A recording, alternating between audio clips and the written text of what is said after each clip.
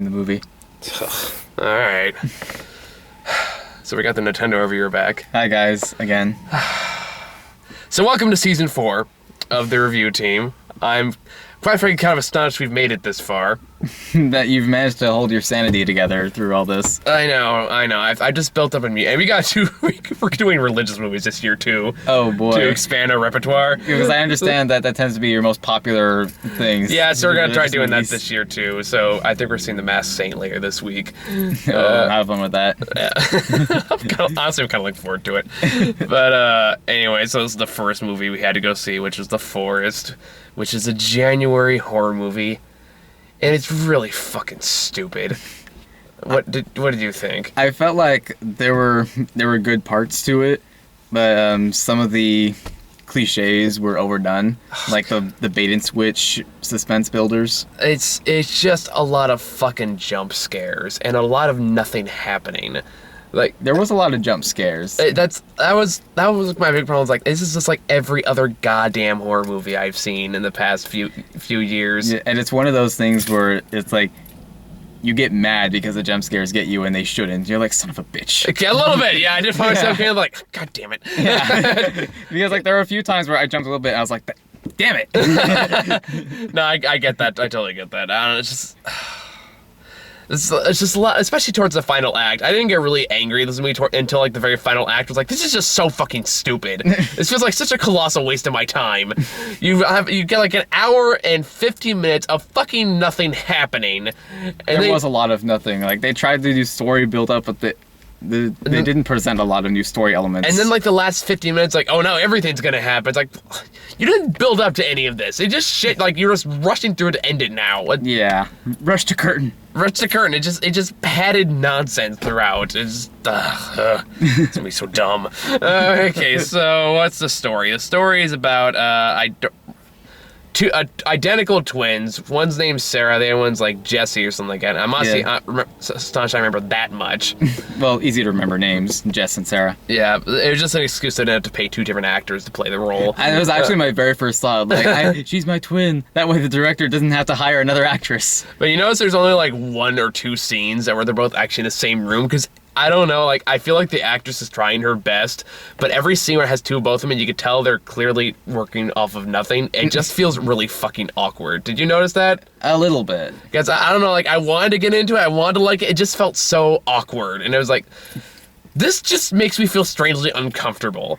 See, I wanted to like it a lot because it reminds me so much of Fatal Frame, and that was another thing that I wanted to not make so many Fatal Frame comparisons. Yeah, you know, Grant said the exact same thing when he saw the trailer for this, and it looked like Fatal Frame. I never played Fatal Frame, so I can't really say, but I just know it's like... Yeah, I actually reviewed the latest Fatal Frame game on my channel back in November, which is based on like, the exact same legends. It's just set in a slightly different area, but still in Japan.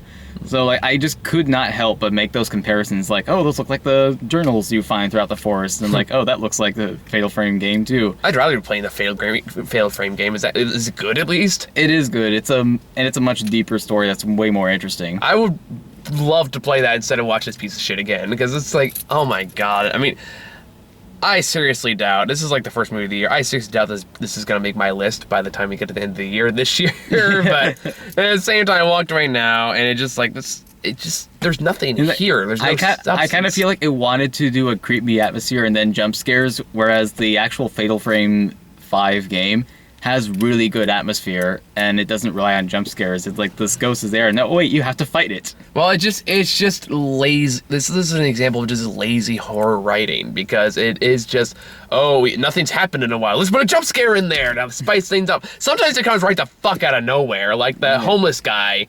The homeless guy. I was like, oh, there's the cheap, like, first 10-minute jump scare. I know, because it's like, ooh, we're trying to keep you in suspense. Like, no, you clearly just didn't know what to do, and you just didn't trust the audience to keep enough attention. Yeah.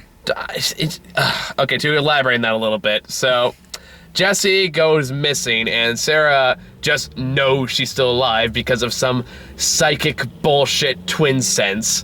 Which I've heard that before, and I still, maybe because I don't have a twin. I am a twin. It's bullshit. Is it? I mean, granted, we're fraternal. Maybe it's a different. I doubt it is, to be honest. It's psychological bullshit. Okay. There's no truth to it. It's just a fucking myth. It's kind of like how in Lucy they went with the whole 10% of the brain thing to explain why. Oh, yeah. And that was fucking bullshit. That made me angry then, too. Yeah, granted, we didn't see that movie. I just saw the trailer, and that made me mad every single time I watched that trailer. It was like, that's a lie, and we all know it. It was disproved years ago. I don't know. When it comes to matters of psychology, I get really angry. I get angry about little things, I'll admit, because that's something I've actually studied. Oh, you studied the whole thing about like the 10% of the brain. Like, I've looked up myths and how that's all of them are basically complete horse shit. So I'm willing to bet $20 that one's complete horse shit too. And if I'm wrong, correct me in the comments and give me a fucking study to look at before you correct me, just so you can validate your fucking results there. Yeah, and saying it in all caps is not a credible source. No. I think that was like the best subtle joke in Inside Out that a lot of people miss, but it makes me laugh every time I see it. You've seen Inside Out, right? Haven't. You haven't seen Inside Out? You gotta go see Inside Out. It's one of the best movies of last year. But there's a part where they're like on a train and they actually knock down two crates. One that's says facts on it, the other one that says opinion on it. These little cars and look at it's like, they look so similar. It's like, don't worry about it. It happens all the time. He just grabs a huge chunk of them and throws them in fact. That's actually like a really good 5-second joke that nobody caught. I'm like, that's really funny. Back to movies I don't want to talk about. So anyway, turns out Jesse's gone to, lives in Japan, has gone to this forest that they call the Suicide Forest. Now this is based on a real urban legend, Yeah, right? it's based on a real urban legend out of Japan. Okay, because I don't know anything about that. I'm going to first admit I don't know anything about that. How do you know about that? Well, I only know about it because of the Fatal Frame game. I kind of figured. When that was advertised, they said like, oh yeah, it's based on a real urban legend from Japan. They just like slightly changed some little things. Well, fair enough. I'm sure. Since I feel like with a better writer and a better director, you can make something interesting of that. Yeah. Because like a movie that's based that dives into psychology and pulls out like your deepest shit to convince you to kill yourself, that could be really interesting. Yeah, that can be really interesting. If you give it fucking effort. That's a thing. But this is just like, oh no, nothing scary's happened in a while. Jump scare! Ooh! Even just some shots are just fucking weird. Oh yeah, like the close-up on the snail? Like, what is that? Like, close-up of the snail is just a random shot where she's walking in the forest and just zooms in into her eyes for no fucking reason. Yeah. And then just like random spots around the forest. It makes no sense. I also had bad flashbacks as soon as I got to the close-up of the snail, which was so awkward, of this one J horror movie called The Spiral, which was really terrible. I watched it with my girlfriend at the time, and we were both like, this is horrible. We were laughing the whole time throughout the movie. At least there was stuff to fucking laugh at. Here, Yeah. this movie is so boring. Because like a good chunk of the movie, when you don't get the random jump scares, it's just her walking along the forest with this guy named Aiden that she met at a bar one time, and suddenly trusts him as a guide. And then there's like all these hints that, maybe he's a killer, which like doesn't make sense. That got so fucking old, especially towards the very end where it completely jumped the fucking shark. Yeah. Like, wait a minute. And I feel like I'm getting more passionately angry about you, you on this one. Maybe just because it's the first movie of the year, the new movie of the year we reviewed. I don't know. But, okay, so they keep implying that somehow this Aiden guy, knew Jessie and may or may not have killed her and left her in the forest.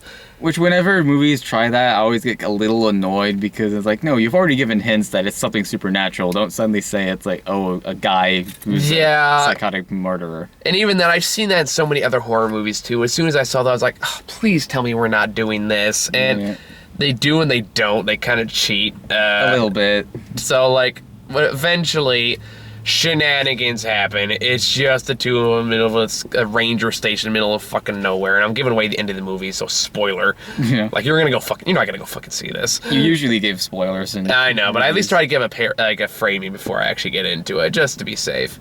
Although, granted, if you watch so long enough, you should know better. But anyway, so I end up in the ranger station, and Sarah thinks she hears Jessie on the other side of this locked door.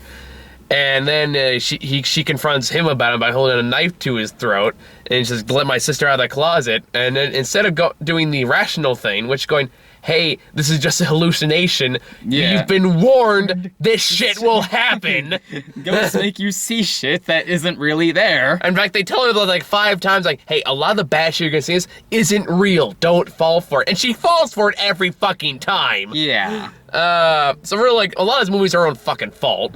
Yeah. And it really makes it hard to sympathize her after the 5th time she does something stupid. Yeah, it does after a while. It's like, you even reminded yourself that this stuff isn't real. And, like, you took the bait, essentially. I know, immediately after. Yeah. So back to the story, if I get into that scene, because that pissed me off, too. And then he goes, she's been there for 5 days, she's probably dead, and the key's in my boot. And I'm like, why would you say that? And then she accidentally stabs him, and then he dies. And before his followers like, she's not there. You just said she was there. Why didn't you say that? Why would you?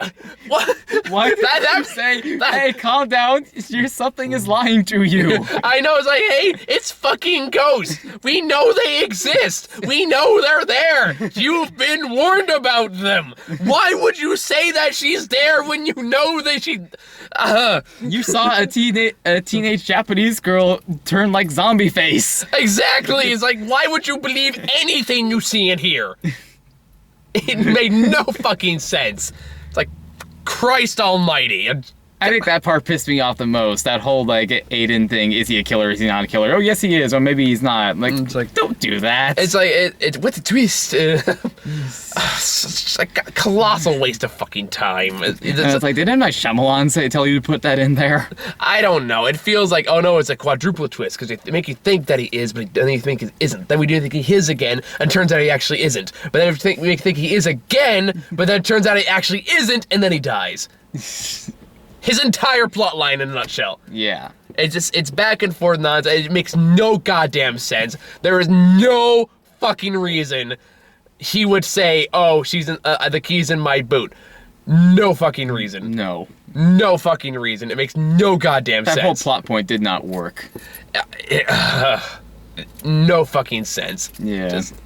And then there's the what do you call those things? The little flip book thing? Oh, I should remember the name for them, even though I don't know that they still make them anymore, because I think they're from like years ago. Yeah, and it's a decade long past. I mean, it's one of those things where like you have the little picture frame in there, and then you hold it up to your eyes, and you click it, and it moves on to the next picture and stuff like that. So she's in this. There's a scene. Maybe we're too young to remember the name of it. Yeah, we're old.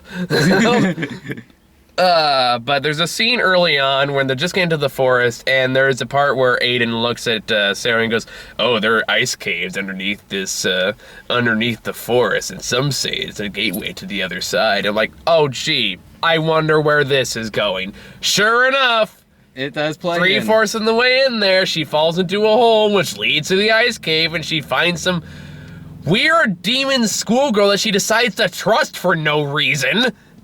And is giving these creepy smiles. Like, she's giving that creepy smile to me. Like, I would back off. I know, and then it's like, it's so obviously evil, and she's so fucking dumb that she follows her anyway. Yeah. And with a twisted ankle that also makes no sense, because she fell on her face. Yeah, she did. Like, how do you twist your ankle when you go... Yeah, I know. It's like, it's not even like, oh, maybe there's some ambiguity. Maybe she like may land on her ankle a little bit. No, it just boom, flat as a board. And then she gets up, ah, my ankle, and this incredibly forced scream. Yeah, ow. Like, ow, that hurts. So I'm like, I mean, this is one of those movies I can nitpick to death just because there's nothing fucking else interesting to look at. Yeah, because you use creepy Japanese schoolgirls in a lot of J-horror, and it is really fucking creepy when you use it right. Yeah, you can totally pull that off. Here, these like schoolgirls just pop out of fucking nowhere for no reason and do absolutely nothing. And then it's less scary when the character is like basically asking for it. It's like falling for it, no pun intended. Yeah, I see what you did there. But like even then, early on, there's a scene where you just see just a bunch of squirrel girls walking out of the forest, and the camera is weirdly focused on their tits for some reason. And then they walk past Sarah, and that's it. That's the scene. Yeah, and I'm like, that's it. Were you trying to be artistic? Were you trying to be what the fuck was the point of that? Is it supposed to be foreshadowing? I don't know. What were you trying to do? I don't know.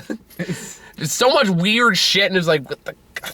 I don't know, I just feel like I wasted an hour and a half of my fucking time. Yeah, like I looked at this and I just could not stop comparing it to Fatal Frame 5, which actually had like a lot of its own lore behind it, which made the story much more interesting. And like that wasn't here. I mean, you could totally make a story like this interesting, but yeah. you gotta actually have developed characters to explore. This one had one story that they repeated 5 times. About how her parents died, and they just went back to that every time they want to do something new. There are some great horror movies that explore psychology, like Silence of the Lambs, or The Babadook is the most recent one I could think of that was really good. Explored. Oh, was it? Yeah, it was a really good movie. Even like It Follows, even though I think it's kind of an overrated movie, had at least a more interesting concept that they explored than this. Okay. And at least had slightly more interesting characters. But anyway, back to the story about the stupid fucking whatever the hell it's called. So she follows in there. She follows this chirpy Japanese girl who, guess what? Surprise, surprise, turns into a demon. I know, you're shocked.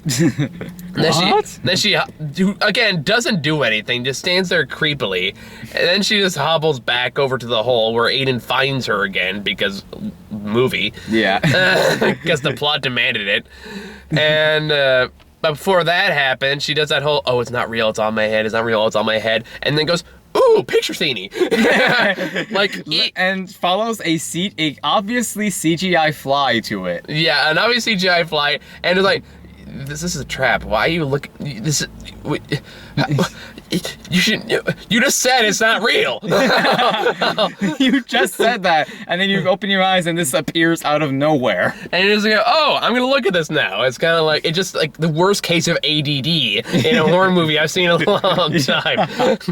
It's like, do you ever watch Scrubs? Yes. You know that part where he finally gets into Dr. Cox's car for the first time? He goes like, oh, I got in the car, I shouldn't do anything to mess with this. Ooh, a root beer.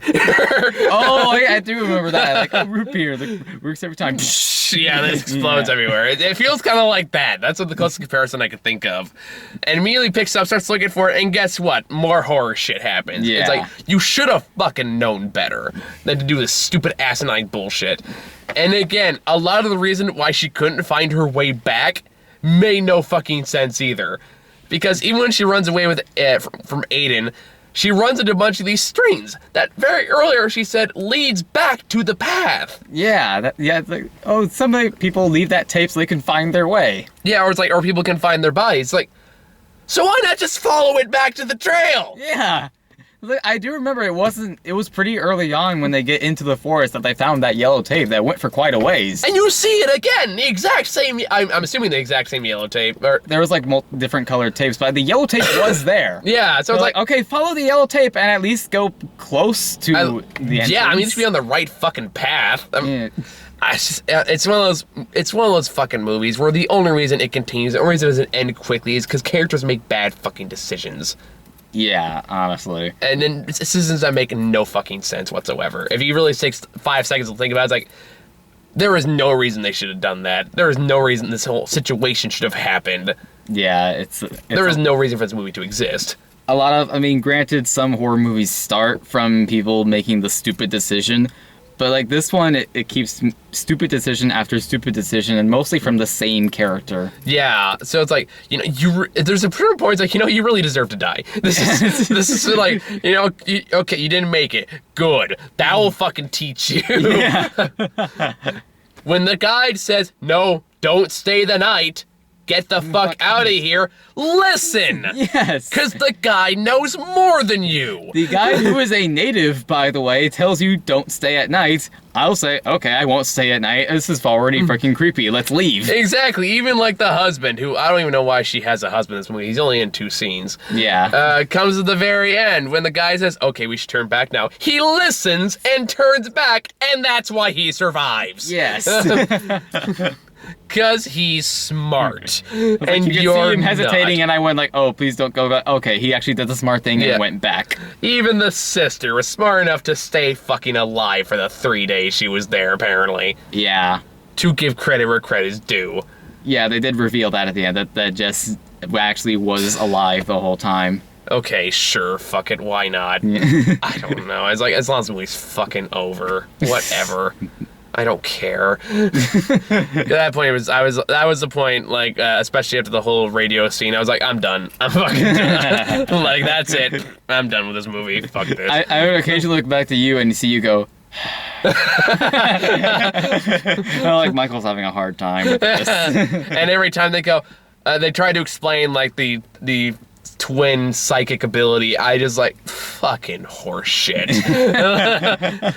Like, there was a point I actually went, I'm like, fuck you, that's not true. yeah, exactly, doesn't fucking work like that. I'm sorry. I don't know, like, if it does, I have never seen a study that actually says as much, but... I haven't either. I've heard tall tales of it, but I haven't seen scientific proof that it actually is a thing. It's like, fuck you. Like, fuck, like, it's, I don't know. I guess, I'd like to think my bad movie immunity has been built up over the years, but there's still occasionally just dumb shit that will just get to me in the worst way. Which is surprising since you saw, what was it, movie 43? Oh my god. That was a rough first year. Actually, that was a rough first month. I think we saw Scary Movie 5 like 2 weeks later. Oh no. Yeah, that first year was really bad. It's like suffering for your art. Oh, dude, it's gonna be bad this month. Like, it's like, we got Norm of the North next week. Yeah, count me out. Oh, don't worry, I'm gonna call Wes first. Worst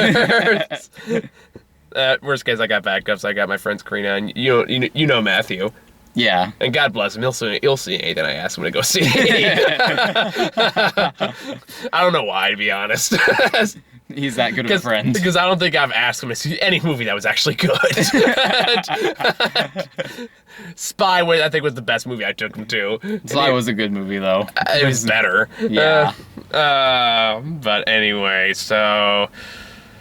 I really don't have... I think I've kind of said everything I really can about this movie. I mean, to give credit where credit's due, there was like 1 or 2 scenes, like, okay, that was actually kind of clever. Yeah, actually, I do want to say before this is over, before we get to the trailers, like the scene with like the blinking light in the hallway, that actually I thought was pretty well done, I thought. I don't know, for me, I was more thinking, why would you follow that path?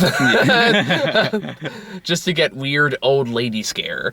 Yeah, it's like, oh, that's creepy, but damn, the age hit her like a ton of bricks. I guess, I don't know. All I could think of was like, oh man, this just reminds me of The Visit from a few months ago. Oh. Did you ever see that movie? No, I didn't. It was actually kind of entertaining in a weird way. To be fair, it's one of Shyamalan's better movies. That's not really saying much, but it was one of his better ones. The bar is low at this point for Shyamalan movies. True, but it is at least it's entertaining. But just to be clear, this is not a Shyamalan movie. Oh no. Although in some ways it feels like it should be. Although I feel like if this was a Shyamalan movie, it'd be laughably bad. At least I'd find that entertaining. What? Ghost? No. We should do that reaction video. It's actually not a bad idea. Anywho, so, I mean, like, there's a scene where she cuts her hand early on from, like, tripping and just makes severe cuts, because I guess that's a thing that happens. And she goes, like, washing down the river, and she knows all, like, all these grubs, like, that's gotten into her cut, and, like, some of them have gotten under her skin, like, by the vein, and she, like kind of in a weird state, kind of goes for the knife, and, like, almost like she's gonna cut herself open. It's like, okay. That was actually kind of clever. Yeah, that is clever. Like, okay, that's a ghost using a clever trick to get her to kill herself. Yeah, but even the way that she actually does end up killing herself is kind of dumb, too. Yeah. Because it was like, there's so many reasons why that wouldn't work. One, if you cut sideways like that, you know, that's not. And then when they reveal that, oh, you killed yourself by cutting sideways, no, that doesn't work. No, I mean, that will eventually, but it's not instantaneous. I mean, it's a common myth that it is, but you really have as long as you like close it up fast enough, you have a fair amount of time. It kills you if you bleed out, but it's not going to kill you right then and there. No, like if you cut sideways, it takes a little while. It's sad that I'm not sure if it's interesting or scary that I know this. But probably a little bit of both, but I think because we both grew up around like emotional people. That's in high true. School. Well, that and I'm a psych major, so I hear a lot about suicidal methods. Yeah, so they go for that. Yeah, so you go sideways. It's not really good at the job. Not right away anyway. It will eventually if you let it bleed out for a while, but if you like cover that up, it's perfectly easy to like. Yeah. That's why most people see people cut sideways or mostly plea for help rather than an actual suicide attempt. But if you cut downwards like that, that's instant death. Yeah, that is instant death, which is what it would have been had that whole like Grubbs trick worked. Yeah, because that's a huge artery right down there. So that's like, yeah, she was aiming for the huge artery. Yeah, like that's what it made sense that the Grubbs thing did it, but like sideways, no, you got time. Yeah. So that didn't make any sense. But that's being nitpicky for the sake of being nitpicky. Yeah, it's kind of nitpicky, but it was kind of a dumb way for her to go. Yeah, I mean, there are bigger things I can nitpick and have nitpicked in this movie so far.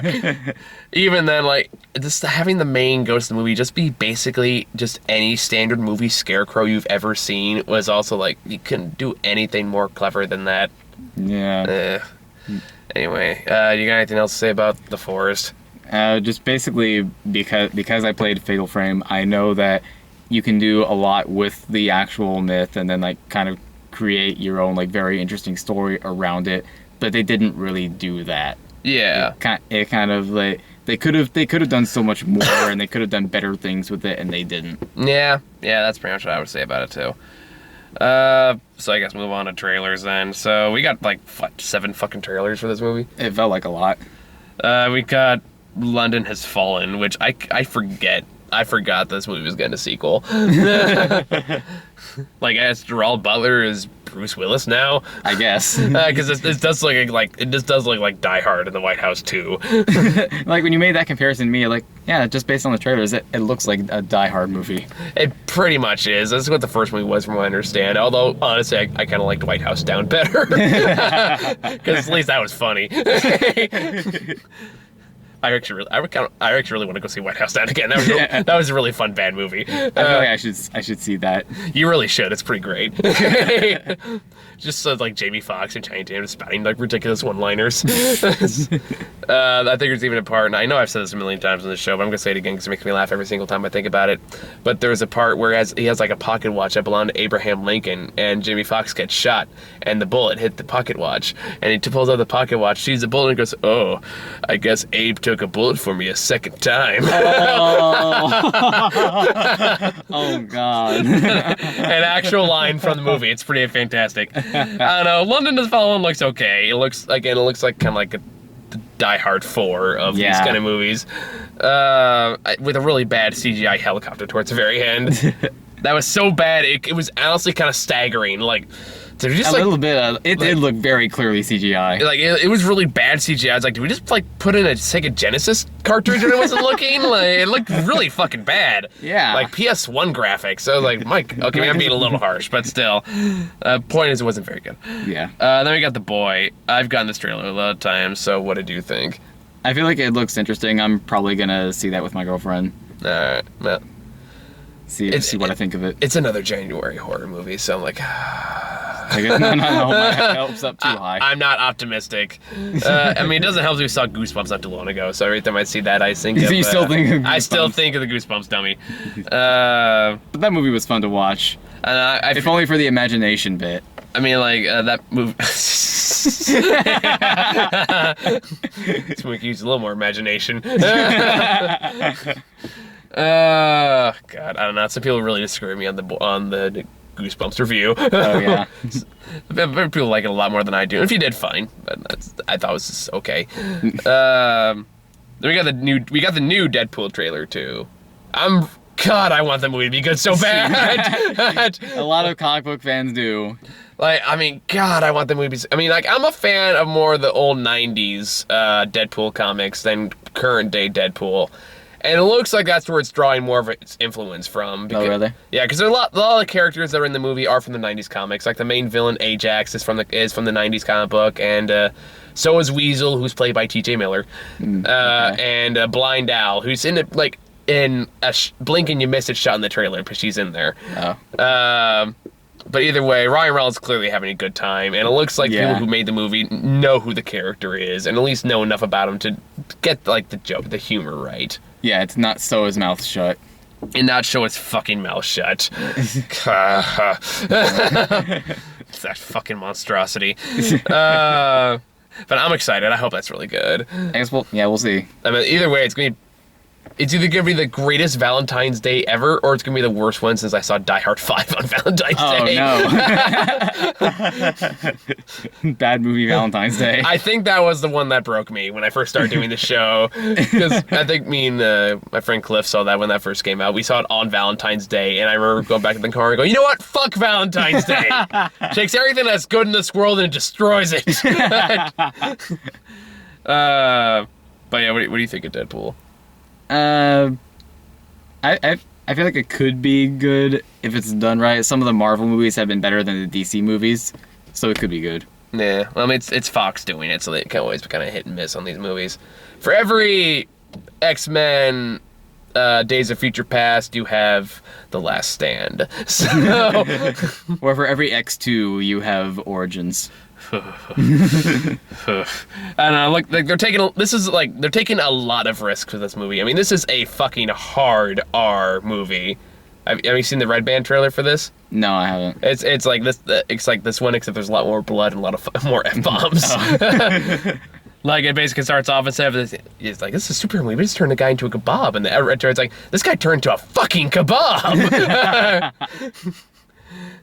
You can't make a Deadpool movie and not have him, like, drop a whole bunch of F-bombs. Yeah, well, it's like, this one's like, yeah, there's a lot. It's a fucking hard R, and it looks like they're doing it right, so I'm really hoping it doesn't suck. But what I'm willing to bet will suck is the next movie, which is Pride and Prejudice and fucking zombies. I feel like that could be entertaining if it doesn't take itself too seriously. Because I remember just when I found out that book even existed, I just, like, saw it on one of my friend's tables. I was like, wait, that's a thing? I'm kind of, I'm not over the zombie craze as much as a lot of people are, although I totally get it if you are. But I will admit, I am tired of these stupid zombie comedies, because this looks like, to me, just another fucking Scout's Guide. Oh, yeah? It's like, it's like so bad. It doesn't look like it's trying to be Shaun of the Dead, and maybe that's the problem. I mean, there's a lot you can do with the zombie genre if you're clever enough. Shaun of the Dead's a good example. Yeah. Maggie's another good example, though. That was a horror drama, and in my opinion, one of the most underrated movies of last year. Which I don't know why people hate on the movie. I think people only hate on it because Arnold Schwarzenegger was in it. Oh. But he was really good in it. He was really good in it. Did you see that movie? I did. Yeah, it was a really good movie, right? Yeah. He's only has like 50% Rotten Tomato. I have no idea why. It baffles me. Yeah, I don't know why either. Like, he was really good in it, and it was a good movie. Yeah, like, it was a clever twist on the zombie formula. Yeah, it was a really clever twist. And even my mom was like, wow, Schwarzenegger is actually doing really good in this. I know. So I was like, I don't get why people hated it. And I was like, that's a really good fucking movie. Get your head out of your ass. I know. If Sylvester Stallone can win a Golden Globe for Creed, Arnold Schwarzenegger can cry. It's okay. Yes. We're in a new age. But probably, I don't know. It looks like the fucking Romeo and Juliet zombie movie we got a couple years ago. It looks like, mix that with Scout's Guide from last year. What the fuck was that movie called? Do you know what I'm talking about? Which one? It was like 3 years ago. It was a zombie movie where, it was basically Romeo and Juliet, but with zombies. Warm Bodies. That's what it was yes. Called. I knew it was something to do with temperature in the title. Warm Bodies. That was it. Where, the zombie virus is cured by the power of love. Yeah. Although, granted, that movie wasn't bad. Okay. Scout's Guys was bad. Really fucking bad. Just in the trailers, it looked like crap. I guess I'm just really angry at this particular review for some reason. I don't know why. Yeah. Then we got The Conjuring 2. I feel like that director's movies are kind of hit and miss. I'm kind of positive on it because I've seen some of James Wan's work before, and like he's done really well on like the movies that I've seen him direct. Yeah, like I heard. It wasn't Sinister. Insidious. The first Insidious was good. I didn't see that, but I heard people say that it was really good, and I saw Dead Silence, which is really freaking good. I haven't seen Dead Silence. I saw Insidious Chapter 2, and that was really dumb. But that was also directed by what's his name? James Wan. James Wan. So like I don't know, like his sequels in particular are kind of hit and miss. So it could be good. I didn't see the first Conjuring, although I own it on Blu-ray. I really should watch it. I should watch it too. But it's, I don't know, like right now it's like, it can kind of go either way. Yeah. I don't know. Like it's a lot of just, ooh, things are moving. It's like that isn't very scary, guys. I hate to break it to you, but shit moving doesn't quite have the same appeal it did like 30, 50 years ago. Yeah. We've moved on, and now they're trying to convince us CGI is scary. Guess what? That's not scary either. So, it's scary bad. Yeah, it's like, that looks terrible. It's getting a little dark. Boop, boop. There we go. I know. It's getting that time of day. Yeah. Then we got, I don't even remember what this one is. The Choice. Oh, that's the where I said it now for something completely different, where it's like the romantic one. We got a weird fucking batch of trailers for this movie. Yeah. But no, The Choice was. Oh yeah, that was the one that looked like another fucking. What's that author that keeps pumping out those dumb romantic movies that come for like a movie comes out for every year? Jane Austen. Okay. Jane Austen, yeah. It looks like kind of another one of those movies where does it come out on Valentine's Day or does it come out around Valentine's Day? I didn't pay attention to that. It's probably one of those movies. I don't know. It looks kind of like. Oh, if it does come out around Valentine's Day, I wouldn't be surprised. They're trying to capitalize on the whole like romantic movie thing. I mean, I saw like it says from the director of The Notebook. I was like, oh. Is it from the director or the author of The Notebook? And it was like, oh man. Either way. God damn it. And before Notebook haters actually get on my case, I've actually seen The Notebook. An ex I dated made me watch it. I never saw it. I managed to manipulate it my way, so I only had to watch like the first third. So I got lucky, but I was like, I only saw like the first third and the ending, which I already figured out way before it got to the ending. So I was like, I wasn't at all surprised. Like, it's usually what I've heard like from other guys. Like, yeah, my girlfriend made me watch it. Yeah. Like that hasn't happened to me though. If you play your cards right, you don't have to watch the full thing. It all depends how smooth you are. I've just never had to watch it. I don't know why. And then you got the lucky card as far as girlfriends go. I guess I did. Lucky you. But I'm single now, which means I don't have to watch any of that bullshit. That is true. I think we met my last ex. Maybe watched Gumball. It's okay. I made her watch Adventure Time, so it's fair. That was your payback. Yeah. And then the last story I got was for The Witch, which actually does look genuinely creepy. It does look creepy, actually. I mean, that looks like it's doing some artistic shots, which is a bit like, okay, art house, relax, chill, like take it back. Yeah, but I don't know. That one could actually be legitimately good. Yeah, it could be. It looks like it's some more satanic imagery. Yeah, to be creepy. So, you got any final thoughts for The Forest? Pretty much just what I said before. Had potential, wasn't really fulfilled. Yeah. And the main character did made a lot of stupid decisions. This year's off to a rough fucking start. It's gonna be a rougher like tomorrow probably. And it's probably not just because we got Jurassic World and Star Wars last year. Did you like Jurassic World? I did. I didn't. I like the finale. Finale's great. Oh, yeah. Everything else I didn't. Not much. Star Wars is good. We got The Revenant this week. That's like my one saving grace I got this week. The story of what one man will do to win an Oscar. Yeah, I've heard that joke. I don't know. It looks legitimately pretty good. I really like that director. Birdman was my favorite movie of 2014. I got my ears mixed up, but... So at least you'll maybe have some good movies to see this year. At least for this week, I'll have that one, but tomorrow I gotta go see The Masked Saint. That's gonna be interesting. Christian wrestler vigilante movie? Okay. But it's like, it's so bad it's only playing for this week, though. It's like, shit, we gotta go see it fast. Because I tried to see it for Showtime on Friday, and there was fucking nothing anywhere in San Jose. Wow. So I was like, okay, fuck, we gotta see it fast, let's go. Like, we're gonna show this week, and then we're not gonna show it again. So that's gonna be fun. There's a lot of Christian movies coming in the next few months, so that'll be interesting. All right, I think that's all we got. So we back for like tomorrow, Thursday, with the masked saint. Like, you want to call it the white saint because the costume is white, not because I'm racist. Honestly, though, a lot of these Christian movies are kind of racist, though, so it wouldn't be surprising if that was the original title. These Christian movies, stop making us real Christians look bad. We are not all a bunch of bigots. Oh, no. Oh, it's almost kind of hilarious to what extent they'll go. You should really go watch Kirk Cameron Saving Christmas one day. I don't want to. Oh, fun. Come on. Making a reaction video would be great. Bad enough I played Batman Dark Tomorrow.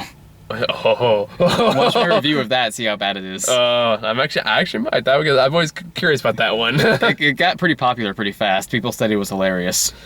Yeah, a lot of the bad, like the worst ones always seem to be the most popular, because the most popular video I've had from the last few months is Alvin and the Chipmunks, which has over 600 views, which is actually really good for us. But it also doesn't help. I just basically yelled at my friend Patrick for an hour because he likes that shit. So, yeah, thanks for watching, guys. Hope you enjoyed the first episode of season 4. Hopefully, we'll be able to provide new entertainment for this year. We're trying a lot of new things this year, and you're actually gonna help with one or two projects we got going on right now. So we're excited. We're hoping for good things. Now we actually have access to a production studio, which is really cool. Oh, sweet. So yeah, we'll see you guys later. We'll see you guys later. Bye.